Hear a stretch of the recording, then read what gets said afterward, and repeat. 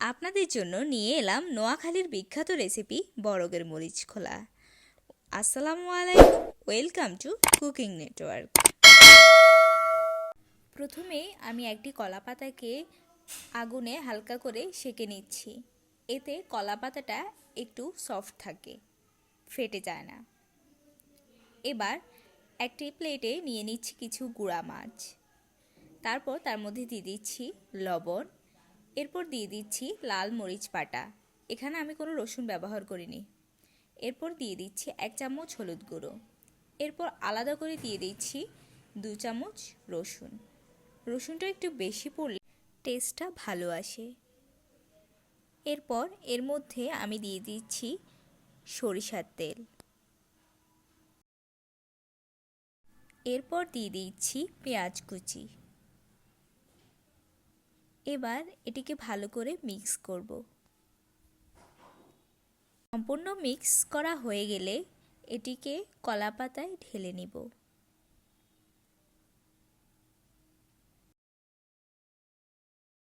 কলা পাতায় দেওয়ার পরে আবারও একটুখানি তেল দিয়ে ভালো করে মেখে নিব। আপনাদের যাদের বাসার আশেপাশে কলা পাতা নেই, তারা আপনারা ফয়েল পেপার দিয়েও ট্রাই করতে পারেন।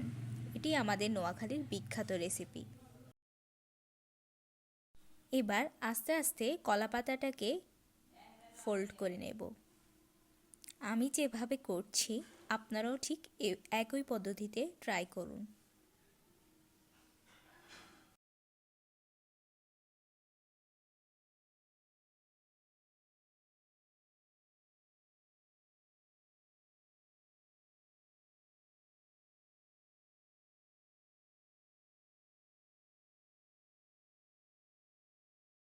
এবার মোল্ড করা কলা পাতাটাকে আমি একটি প্যানে বসিয়ে দিচ্ছি। দিয়ে এবার চুলায় বসিয়ে দিলাম।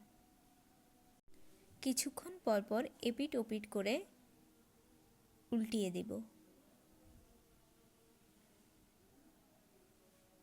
এটা যখন হয়ে আসবে তখন এর গ্রানেই আপনার খেতে ইচ্ছে করবে, এতটা টেস্ট হয়। এরপর আমি খুন্তি দিয়ে একটু চেক করে নিচ্ছিলাম হয়েছে কিনা। হয়ে এলে এটিকে নামিয়ে নিব। এই তো রেডি আমার কলা পাতায় মোড়ানো বরগের মরিচ খোলা, যেটা সবারই খুবই পছন্দ।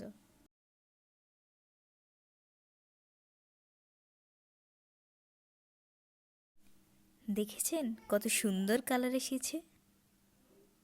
আশা করছি ভিডিওটি আপনাদের ভালো লাগবে। সম্পূর্ণ ভিডিওটি দেখার জন্য আপনাদের সকলকে ধন্যবাদ।